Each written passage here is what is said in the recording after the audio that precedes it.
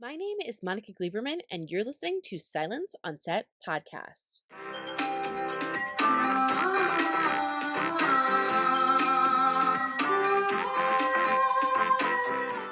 On today's podcast, we have Adam DiMarco, who plays Albie Di Grasso on the new season of The White Lotus. This season, it starts off with several guests at the White Lotus in Sicily who are found to have died at a nearby beach. A week earlier, a group of guests arrives at the White Lotus, greeted by short-tempered manager Valentina, and the rest, as they say, is history. So to talk about what fans can expect for this upcoming new season, here is Adam DiMarco. So I'm just going to start out really quickly with a very kind of question you're probably getting asked constantly. What was it like hearing that you were joining the White Lotus for season 2? Oh man, I mean, yeah, I do get that question a lot, but it's still the same answer because it still feels surreal, even though the show is airing and I'm like in it. The call, it felt very surreal. Obviously, when I auditioned for it, at my first audition, I was like, okay, this is maybe a bit of a long shot, but I do feel like I could play this character, and just because you feel like you can play a character as an actor, usually that's a bad sign because it's never related to how you feel about it. Doesn't matter. But I felt a connection with this one, so I asked my manager, can you make sure they watch it? The casting, Meredith, can you make sure they watch it? And then they did, and I got a call back. They did that, and then a few weeks went by. I didn't hear anything, and then I got the call, and yeah, it just obviously it was like very exciting, but it's something in my brain just couldn't process that it was real. Going to Sicily, it just it just felt very. I mean, it's a dream project, so a lot of the experience felt very dreamlike at times. And also, not only that, but you get to work with some of the most famous people of all time, like legendary Legends, people. just the legends, Yes. legends only. Yeah. So obviously your character is Albie, and you have a grandfather that's played by F. Murray. And then Mhm. your dad is played by Michael Imperioli, Mhm. who people know from Sopranos. F. Murray, I would be here all night listening his stuff, but what was that like when you found out, all right, not only am I on one of the largest shows of all time, but now my family that's playing my dad and my grandfather are two of like the most famous iconic people. I was so excited because I knew after that I'd been cast, I was just so excited to see who HBO would cast to be like my dad and my grandpa, because I knew it would be someone that I'm aware of, that it's someone I'd seen their work, familiar with their work, or um yeah, just it was very exciting. And then when I saw it was Michael and Murray, I think my anxiety went through the roof because they're just so. I mean, I was excited, but also very anxious to work with them because they're just, like you said, such legends. And but the second I met them, it just I felt immediately at ease because they're just both so grounded and great, and we start to feel like a real family at times, and we would rehearse together on our own time, and grab dinners and talk about the show and the themes and our own relationships with our own fathers, and our relationships with sex, or like sexcapades, because that's like a big part of this season. So we bonded pretty quickly, and then yeah, it just started to feel like a real family dynamic pretty quickly. And then sometimes we'd be having conversations when we weren't filming that felt like the show, because we'd also be like in the same hotel, and it just took on this really meta quality. Um, but yeah, it was. I love working with I love working with older actors because they just have so much wisdom and so much experience, and it's just so fun to watch them work and learn from them. It's so funny because you say that, right? That you guys had all these experiences together, you guys are talking and bonding and doing all of that, and it comes on screen. I mean, like, you can't deny it when you see it. There's no doubt that it feels like that's your grandfather, that's your dad. The relationship between the three of you is so interesting and intricate when we even meet you. And what's also funny too is like Albie's kind of like a quieter, nicer guy, and I just feel like it just came across where it looked like so easy, right? So you always wonder, like, Hmm. how do they do that when they just meet? So it's nice to hear that you guys kind of sort of built something there that made it really work on air. Yeah, and I think, Michael and Murray, myself included, they love rehearsals, and I think Murray's classically trained and all this stuff, and we didn't have table reads or anything, so I think organizing our own kind of read throughs helped us relax into it a bit more. Right. Um, and yeah, they did. I mean, we also look very related. It's a weird kind of You guys do. visual thing too. Where I've seen pictures of myself and Michael, and I'm like, damn, he like does look. And Murray, we look like a real family. It's crazy. So what was it like in terms of character prep for you and how you were going to bring it to life? Was there any preparation, background? Like what did you do in order to kind of give us him, I guess I should say, in the first episode? A lot of it was there on the page throughout the scripts. I just basically tried to connect with that part of myself and bring that to the character. And I think, Mike is so great at choosing these people who have an element of the character within them just intrinsically. And as the shoot went along, I think we all kind of just morphed into our characters at one point, especially like living in the same hotel as each other. We all just the lines became so blurred between like scenes we were filming, and then just they would be in the same rooms as we would be hanging out in normally, and then everyone would just start to like became a bit more like their character. So I think most of it, just finding Albie, just came from like an inside out Mhm. kind of approach rather than like a outside in, if that makes sense. No, that makes I sense. didn't like consume a lot of like nice guy culture and then be like, how does that look to me or whatever. I just was, Right. I just tried to find, yeah, just tried to connect with our similarities. And I was, talking about coming into the show, I was like feeling pretty anxious or insecure or shy. And I know that the character has a lot of those qualities as well. So I just was like, great, that's all, I'm feeling it for real anyway. So I might as well just stay in this kind of zone throughout filming. For his arc or his like storyline for this season, Hmm. I feel like he struggles, right? There's family there. He has a little resentment towards his dad for what his dad Hmm. has done and cheated on his mom.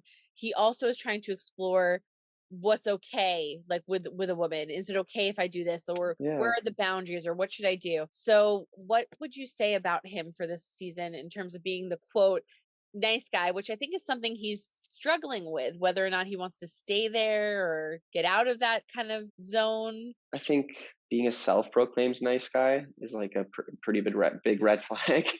I think people can say like, "Oh, that person's really nice," or "They're a nice guy," but if you go around like saying that about yourself, it's usually like red flag. I think he's struggling with, like you were saying. I mean, he grew up around his father and his grandfathers, and he shares DNA with them. So I think he's struggling to kind of combat when he sees them kind of come up in him and his actions and behaviors. But he still, is a young man on vacation who's meeting, beautiful women. So I think yeah, it's that struggle of wanting to be a sexual person, but do it in a different way than his father and distance himself from his father. And that doesn't always, what we want isn't always what happens. Yeah, and it's so interesting because I do think that he's very different than his family. And Hmm. yet at the same time, it's a human struggle, right? In terms of relationships, sexual relationships, meeting other people. We're all like our parents more than we even Yes. know. I feel like when you're younger, you don't think you're like, I'm nothing like my parents. But then as you get older, you're like, oh fuck, like, Yeah, yeah, yeah. you're like, I'm exactly like my Yeah, parents. yeah. So, well, that's what I find so interesting about him because I do think that he struggles and he Hmm. holds somewhat of a resentment towards his dad and he wants his dad to change. He doesn't want to be his dad, which is, a cheater. He doesn't want to be his grandfather, who's kind of like overly, in a cute way, though. I loved it, but like overly like inappropriate. So he's trying to figure out a way to be himself, but he still Hmm. doesn't want to be like a shell. He does want to be, I feel like the way that they are made him kind of very insular. Like he didn't want to Hmm. come off too loud or too inappropriate or too because of his dad and because of what he sees his grandfather talk to women. But then Yeah, he has this struggle where he does want to be with women though, and he does want to yeah. be with girls that he meets. So it's this weird It's a dichotomy conundrum. Yeah. that he seems to fight. he's in a bit of a pickle. Yeah, it's a conundrum, and I think he's just, he's a young man, and I think he's finding himself. He's trying to figure out. He's trying to position himself within these entanglements and just kind of, yeah, find out what his perspective or who he wants to be as he grows into a man. So, what was one of like your favorite scenes that you filmed this season? Well, there's a scene. I mean, I don't want to give too much away. There is a scene in episode 7 that I really enjoyed filming. With Michael Imperioli. So I guess I'll just kind of like tease that. I mean, but you never know what gets cut or if it gets cut down. So I'm sure it's still there. But that was a fun, yeah, that was a fun scene to film. How was it for his overall arc for you? Because as an actor, you read the first script, you're presented one way, you get your little, your background, your character, whatever Hmm. they give you. And then throughout the course of a show, and I don't think that's giving anything away, normally characters kind of change pretty drastically, like throughout a season. So what was that like for you as an actor to prepare to make Albie's arc, for the season? Same with the first season. I think Mike is so great at giving every character an arc, and in this season, there's even more characters, and like, you know, it's a bigger story. It's like almost operatic at times, but every character still has those moments where they grow or they're likable or unlikable. He kind of just paints with every color on the easel. I think it's fun getting all 7 episodes, and we filmed all 7 episodes at the same time. So it was fun kind of figuring out those moments, hint at where it's going. When there's an arc, right? You come Yeah. on as one person, you prep as that character, you're Hmm. acting as that character, you're meeting everybody, and Hmm. then you progress naturally as, I think, a human being, right? Like, you progress naturally, Hmm. you're getting more comfortable with everyone, the crew, where you're located, all of that kind of stuff. Yeah. But then as this character, you have to hit, like, kind of what you were saying, certain beats, when to know Hmm. when that's his moment, when that's not his moment, when Hmm. it's somewhere to come Yeah, out. Mike was very helpful with that too. That he wrote every episode, he's directing every episode, so he knows these characters better than anyone. He was very helpful and just like kind of guiding those moments and kind of guiding that evolution. Or hey, like in this scene, kind of play up the frustration with your father a bit more because this is like episode 4 and compared to episode 1 or whatever. So Yeah, so he, like, helps with that, like, kind of, like, arc for you guys. yeah, for everyone. And then a lot of it, yeah, is just there in the scenes and the scene structure, just right there on the page. His writing is such a treat to get to say to get to work on these scenes that he's written. So yeah, a lot of it is just simply, yeah, in the text. What is your favorite scene from the first episode, and what was that like? Because this is kind of the first Mm, all together, right? The first time we see all of you together. So what was one of your favorite scenes there? I mean, I really liked the scene where Albie met Portia by the pool, just because that was an audition scene for both of us. Oh, wow. And then when we filmed it, it had gone through revisions, but Haley and I went to Mike, and we both really liked the way it was written for our audition, and we're like, hey, can we bring back certain lines or certain elements from the audition to this? And he was super receptive, and then allowed us to do that.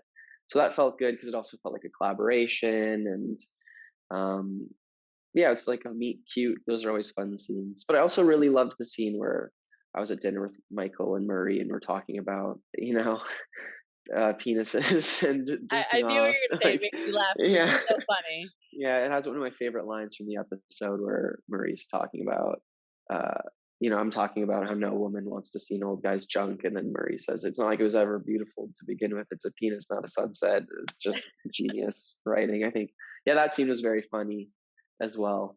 There was like I think a line that got cut to where my character or Albie was like, yeah, asked his grandpa was like about jerking off, and then um, Murray was just like, well, I don't do it all. Yeah, I don't do it all day like you. And I was like, I don't do it all day.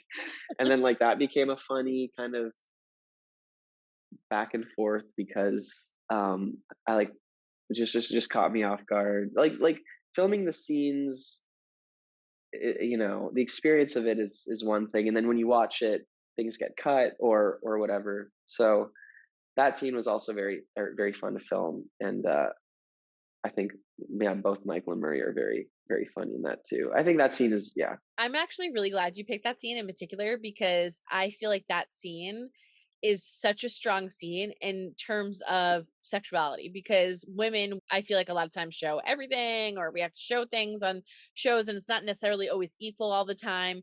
And you always hear about women's parts, right? And that's what the guys are talking about.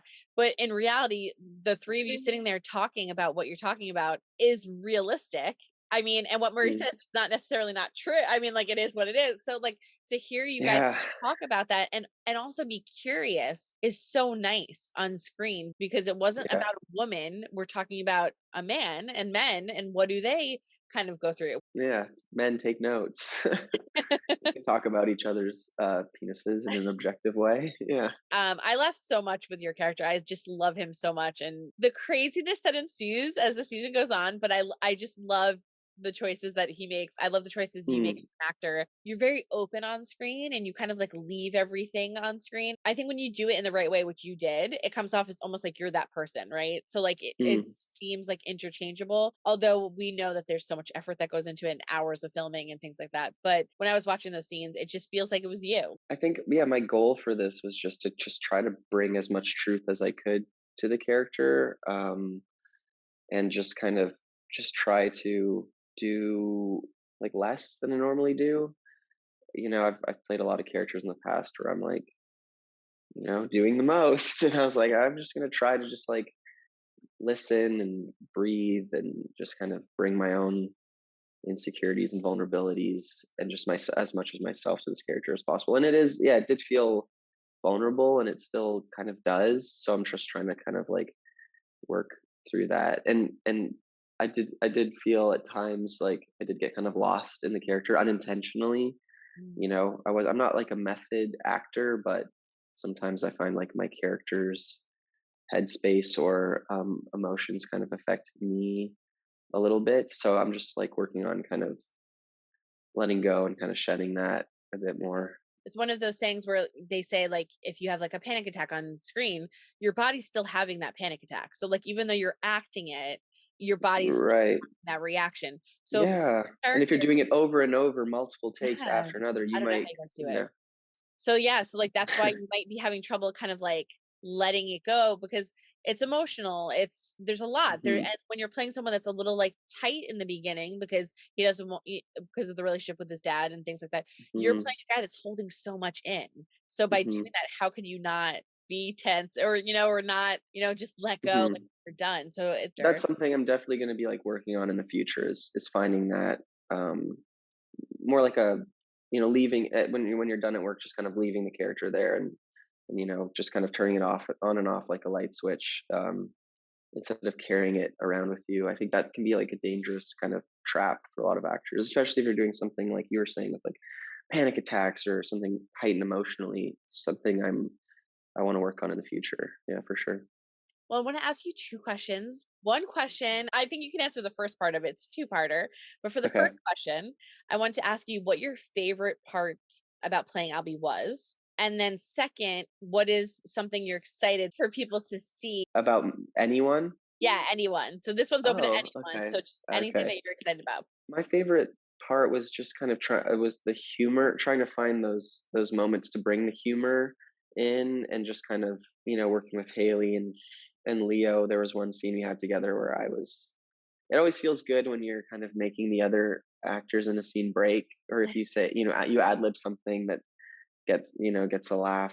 That was my favorite part for sure, was when I was able to make Haley or Leo or someone break in a scene, and then some teasing something from the season. Just say that every episode just gets crazier and crazier. It's a wild roller coaster ride, and it just really kind of heats up.